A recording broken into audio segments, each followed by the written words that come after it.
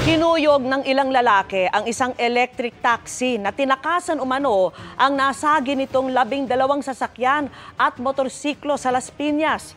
Maharap siya sa patong-patong na reklamo at pinagpapaliwanag ng LTO. Nakatutok si Rafi Tima.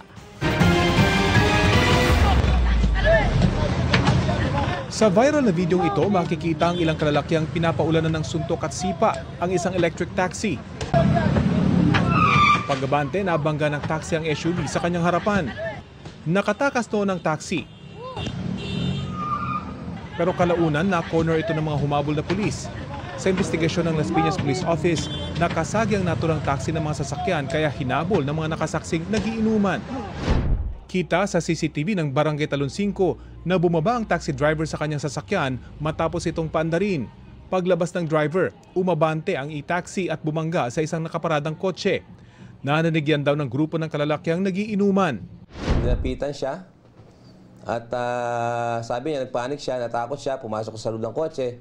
Anong pumasok siya, medyo pinalo daw yung kanyang sakyan. At tinatanong kung anong nangyari at nagulat siya. So ang ginawa niya, dahil nagpanik siya, natakot siya, inatras niya yung car. Makikita sa CCTV ang pag-atras ng taxi habang may kasunod itong mga lalaki. Dito na niya nasagi ang hilera ng mga nakaparadang sasakyan. Sa kabuuan, 12 sasakyan at mga motor at isang food cart ang tinamaan ng taxi. Dito na siya tumakas. Nag-backride na yung mga grupo hanggang naabutan naman siya sa parting Muntinlupa, Alabang Zapote Road. Doon nga, muli nagkaroon ng na-corner siya. Ito na raw ang eksenang nakunan sa viral video. Gayunman, wala daw nasagasaang bata ang taxi tulad ng nakasulat sa post ng nag-viral na video. Agad raw nakipag-areglo ang kinatawan ng kumpanya ng e-taxi sa mga nadisgrasya.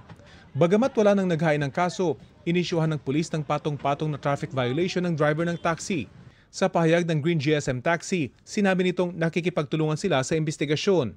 Siniseryoso daw nila ang insidente at susuportahan daw ang lahat ng partidong sangkot sa insidente. Kung talaga namang wala ka namang kasalanan at wala namang nasaktan, dapat tumigil na lang sana siya para hindi na lumaking issue hanggang sa naghabulan pa. Kung sila may nakasagi, wala namang taong nasagi, huwag sila magpanik. Kalma lang at gawin niyo lang yung tama. Sinusubukan namin kunan ng pahayag ang driver ng taxi pero hindi siya sumasagot sa aming mga tawag.